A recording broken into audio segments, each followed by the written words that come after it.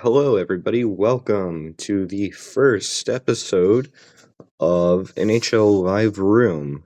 NHL Talk Live Room, sorry. My name is Spongy. I am the host of it. You can find us every Monday at 2 o'clock on the NHL Talk Discord server, and if you miss it, that's fine. We are also going to be on YouTube and Spotify once the podcasts or the live rooms are over in podcast form. Today is Thursday, January 9th. I know I said we're doing these on Mondays. Today's a little bit different. I just want to get it started. And today, the things we are going to talk about are the wild card race in the Eastern Conference playoffs. And then we are going to talk about some interesting situations that are going on in Vancouver Canucks land, where JT Miller and Elias Pettersson are in trade rumors. They're in a lot of rumors right now, but we're going to specifically talk about the trade rumors for today. So first, let's talk about the Eastern Conference wildcard playoffs. So right now, it seems like everybody's pretty much, the top six are pretty much locked up in the East, that being the Toronto Maple Leafs, the Florida Panthers, and the Boston Bruins. Not even the Boston Bruins, I would say, are safe. The Metropolitan Division, though, I would say the Metropolitan Division, pretty much those top three are pretty much locked for the playoffs. That being the Washington Capitals, the New Jersey Devils, and the Carolina Hurricanes. Washington has 58 points in 41 games. New Jersey has 53 points in 43 games. And Carolina has 50 points in 41 games. However, the wild card race is very interesting. Third in the Atlantic Division, kind of, teetering with that first wild card spot is the Boston Bruins. They have 45 points in 43 games, 20 wins, 18 losses, 5 overtime losses. Then the first wild card spot, the team who has the first wild card spot right now is the Tampa Bay Lightning, 44 points in 38 games. So let's say the Tampa Bay Lightning win their next game. They would take over the third Atlantic spot, since they have a bunch of games in hand. Then, holding the second wildcard spot, which is surprising to most people, is the Columbus Blue Jackets, with 42 points in 41 games. They have 18 wins, 17 losses, 6 overtime losses, 512 points percentage. And if the Blue Jackets could translate what they have on their home record, which is 13-5-3 for home, if they can translate that to their away game, which is actually, if you flip the wins and losses, they have a 5-12-3 on the away record. So if they can figure out something on the road, this team could actually be a pretty solid lock for the playoffs if they just managed to, translate what they have on the road. Okay, right now, right under the Columbus Blue Jackets is the Pittsburgh Penguins with 42 points in 42 games, 500, which is also surprising. I actually thought the Pittsburgh Penguins would have finished around 7th in the Metro Division as well. They are getting extremely old, and they don't really have a direction anymore per se. And I think that definitely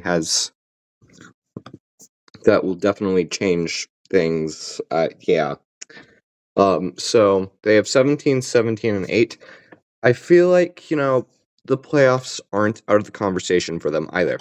They are 11-7-3 at home, 6-10-5 away. So currently they are on a streak of 3 overtime losses.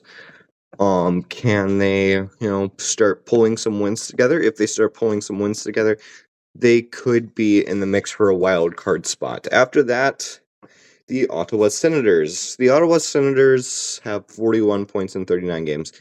The Ottawa Senators were expected to make the playoffs. We all know that Elliot Friedman has said that the Senators are going to make the playoffs. Just put that on the betting books. The Ottawa Senators are going to make the playoffs. Now, the Ottawa Senators are pretty much probably the best bet out of all of the teams Columbus passed to make the playoffs. And then the last team I'm going to talk about, which is also extremely surprising, is the Montreal Canadiens. They have 41 points in 40 games. They have 19-18-3 record. They're pretty much like winning one, losing one, winning one, losing one, so on and so forth. And if they could string together some wins, Patrick Laine has actually really helped them. Now, the thing is, when Laine comes back into the lineup, because he has been out for a few nights, I believe, when Laine comes back into the lineup, as a Blue Jackets fan, one thing I know about Patrick Laine is that he is extremely inconsistent. So when he comes back, is he going to be able to score those goals like he did? Let me look up Patrick Laine's stats for this year. So pretty much he was on a heater this year. In the Columbus Blue Jackets, he kind of had that reputation of being extremely streaky, and that really did not help him. So Patrick Laine has 8 goals in 13 games this season. He has not played since December 31st against Vegas. He last scored a goal on December 21st against the Detroit Red Wings. He is on a 4-game goalless streak for the games that he has played. Of course, against the Columbus Blue Jackets, he did not play the whole night, but I believe he missed a game or two then, and then came back against the Florida Panthers. Or no, he didn't even miss a game. He went straight back in against the Florida Panthers, and then, he's defensive wise, he is at a -5. If he can, get those defensive numbers up as well, Patrick Laine is definitely a one-dimensional player. My advice, if I was Martin St. Louis, is, keep that to your advantage. Don't make him do too much. One thing I know the Columbus Blue Jackets tried to do with Patrick Laine the past few seasons, especially last season, for most of the 18 games that he played as a Blue Jacket last year, he was playing the first-line center with Adam Fantilli, and I believe he was playing with either Kirill Marchenko or maybe Jack Roslovic. He was not playing a lot of. He could have definitely used a place where he could where he doesn't have to be a center, where he doesn't have to be responsible. I think he said something about being like he wants to be the next Tage Thompson, and I mean, there's really only one Tage Thompson in the league, and at that point, he's maybe a second-line center on a team at best. Actually, let me look that up right now. Tage Thompson's stats. Buffalo Sabres have also been they're not doing as bad as they have been. 4-5-1 in the last 10 games. Tage Thompson I know he had a down year last year, but I haven't really been paying attention to the Sabres this year. Sabres, Tage Thompson has done pretty well offensively this season. He has 34 points in 36 games this year, 19 goals, 15 assists. Opposed to last season where he only had 56 in 71, which is not bad. But he definitely is like a middle the second line center, I would say, if he can, as long as, they can find a first line center, Buffalo might be good to have Tage Thompson put in a second line center role. But anyways, yeah, they thought Patrick Laine could be this number one center that they so desperately needed last year for the Columbus Blue Jackets, and it definitely did not work. They put Adam Fantilli to his wing, which I don't think was a very good idea at all. If I wouldn't be opposed to Adam Fantilli being on the wing, as long as Adam Fantilli has an actual center on the wing. You know what I mean? Jack Roslovic, even though he played center a lot in his tenure with the Columbus Blue Jackets, was better a winger. Patrick Laine is not a center. And so if Martin St. Louis can, manage to, keep Patrick Laine at left wing, I believe he let me look up actually where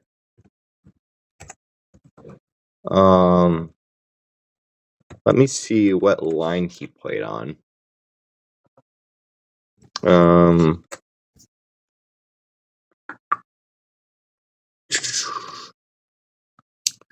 Let me see.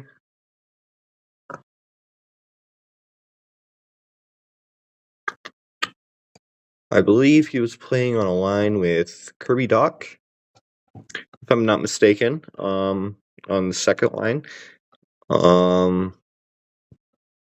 I know Kirby Dach has had a down year this year. Hopefully he can get that turned around. Not only for Kirby Dach's sake, but for the Montreal Canadiens' sake. He is a good second line center. He could have been a first line center, although injuries did kind of, set him back. I'm sure, that's what he will be for years to come, especially with Ivan Demidov coming theoretically next season. I don't see him, signing another contract in the KHL for like 3 years. So I would assume Ivan Demidov comes to the Montreal Canadiens as soon as next season and starts impacting, kind of takes a second line role with Patrick Laine, go under Patrick Laine's wing, and that. So let's look at the NHL playoff odds right now for the teams I mentioned. So we'll start with Boston Bruins. The Boston Bruins have a 58% chance to make the playoffs. If they win the next game in regulation, that 58 will turn into 64. If they lose in regulation, that will turn into 53%. So essentially, if they win, it'll go up 6%. If they lose, it'll go down by 5%. Right? Yeah. Okay. The Tampa Bay Lightning have a 94.4% chance to make the playoffs. If they win, it goes up by 1%. If they lose, it goes down by 2%. They're pretty much a lock to make the playoffs. The Ottawa Senators, they have a 55.4% chance to make the playoffs. If they win this next game in regulation, it'll raise 4%. If they lose, however, it'll go down by 7%. So they really gotta start, stringing together some games. Montreal Canadiens. If they're at 22.1% to make the playoffs right now. If they win the next game, that goes up by 4%. If they lose the next game, that goes down by 3%. The Columbus Blue Jackets, 9.2%, which is extremely surprising to me, considering where they are right now. If they win the next game, it'll go up by 2%. If they lose tonight against Seattle, it'll go down by 3%, or 2%, actually. Pittsburgh, they are at an 8.7%. Again, also surprising considering where they are at right now. If they win, 8.7% now. If they win the next game in regulation, it'll go up by 3%. If they lose the next game, it'll go down by 2%-ish, I would say. Pretty much nobody except the Ottawa Senators and the Boston Bruins would expect to even go past the second round. So yeah. So that's really all I have regarding the wild card race. Next, we are going to go to the Elias Pettersson JT Miller situation. So, as we all know, Elias Pettersson and JT Miller, pretty much everybody except for the players themselves has kind of confirmed that they have drama. Although the players, since they are kind of PR trained, they do kind of have to say, no, there's nothing going on. JT Miller, you know how much of a stickler he can be. He can be extremely silent when he wants to be. And that's definitely he will shut you up if he wants to shut you up, and that's basically JT Miller, and that's what is basically going on. JT Miller is definitely somebody who will push you, and he is basically what he's doing is he's pushing Elias Pettersson, and Pettersson is, I don't want to say like a crybaby per se, but like he doesn't respond to that well, which is fine. Some people don't respond to things like that very well, and that is totally okay. However, it seems like things have boiled over to the point where Elliot Friedman is saying that they're looking at packages for either Elias Pettersson or JT Miller. However, JT Miller will only waive his no-move clause to go to the New York Rangers. It was speculated about a couple of days ago that the New York Rangers gave an offer 1-for-1 Mika Zibanejad for JT Miller. The Vancouver Canucks, obviously, they said no. JT Miller is a bona fide number one center on the Vancouver Canucks team. Mika Zibanejad is definitely, he has digressed this year. Let's actually look at Mika Zibanejad's stats right now as we take a look at, as we analyze the trade. Sorry, I can kind of get my words mixed up. So Mika Zibanejad has 25 points in 40 games, 8 goals, 17 assists. With a minus 19, he definitely could, probably use a change of scenery.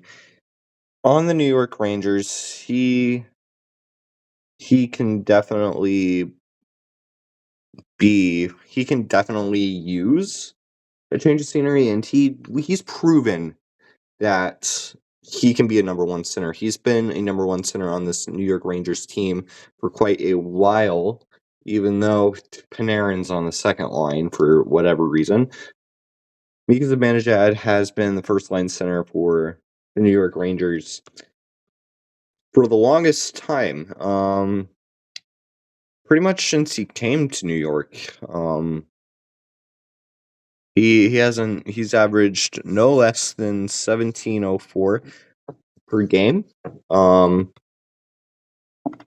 he he's pretty much always given the numbers when he's on the ice.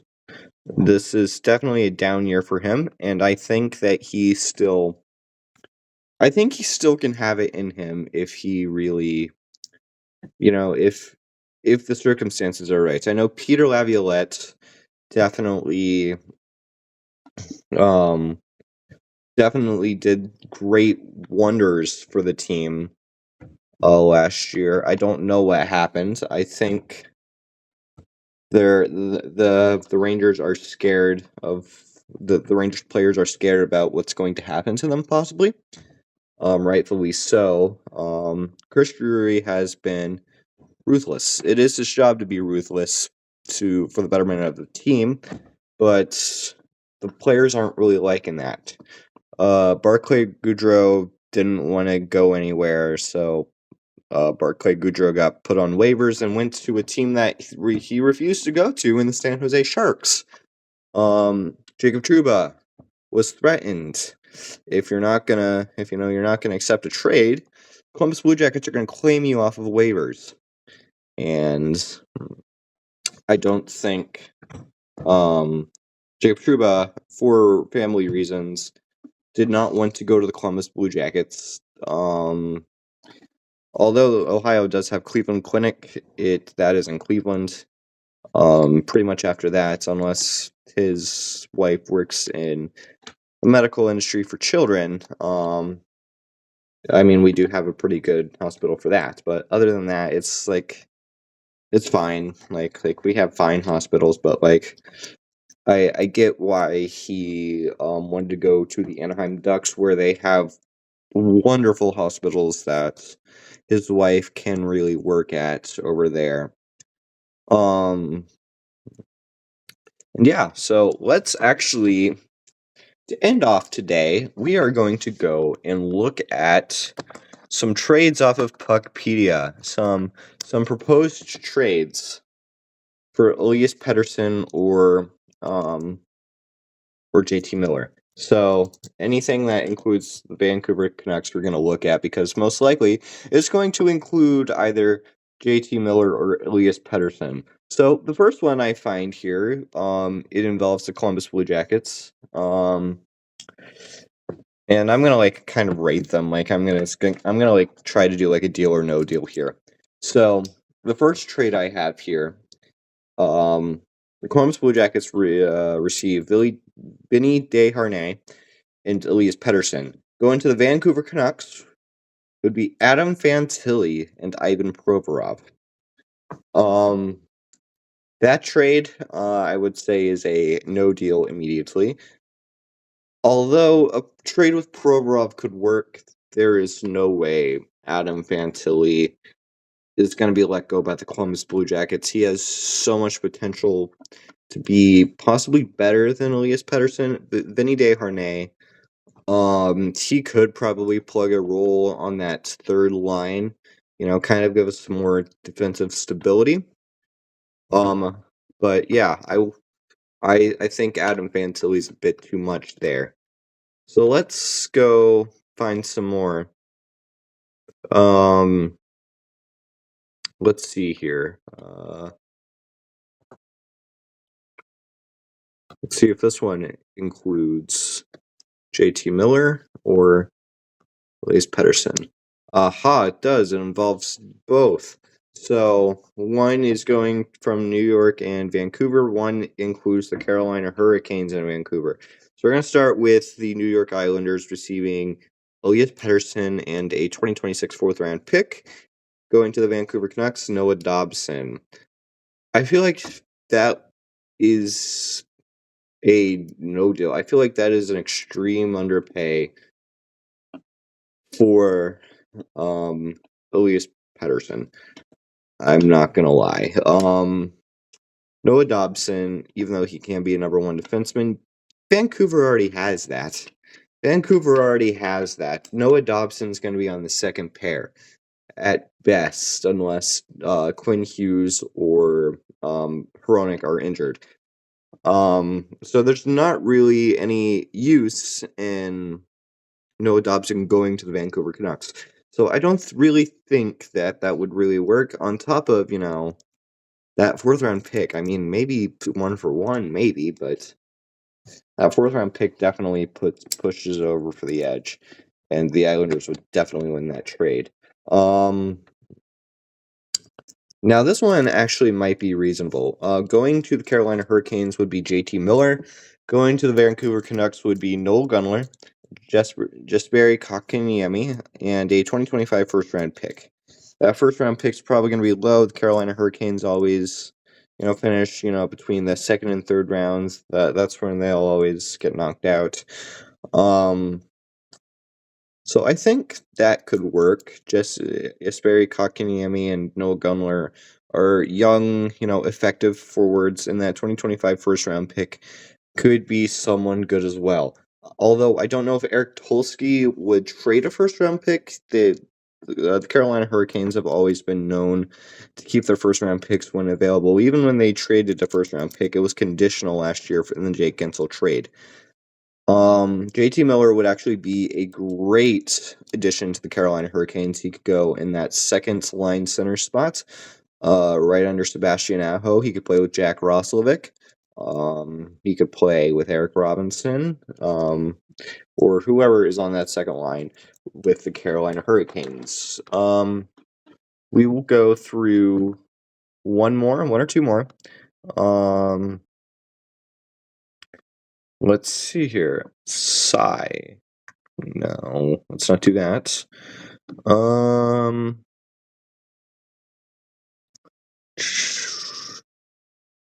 Swede puzzle piece. Okay. Let's see here. Nope, none of these include that. That's surprising. Let's trade it today. Let's click that. Must trade it today.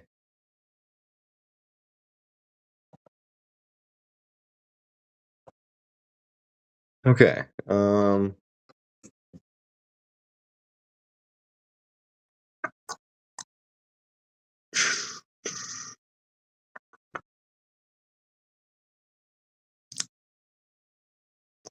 Dreaming about Pedersen. Let's see here. This one will be our last one. This one's interesting. Going to the Boston Bruins would be Elias Pettersson. Going to the Vancouver Canucks is a big package. Charlie Coyle, Fabian Lysell, Mason Lowry, Morgan Geekie, and a 2025 first-round pick. Going to the... Actually, I'm not going to include that one because that one involves Buffalo Sabres. That is also a no deal. Oh my god, these are either very underwhelming or very overwhelming. So, giving all of that up for a possible first line center, I don't know. Especially giving up someone like Lowry. I take Lowry out, and then maybe you can have that. Mason Lowry is a very good defensive defenseman. He is very young. He can possibly be a top 4 defenseman on your Boston Bruins team once he develops. If that can happen, then if you can take off Lowry, then I might be inclined to say yes for this trade.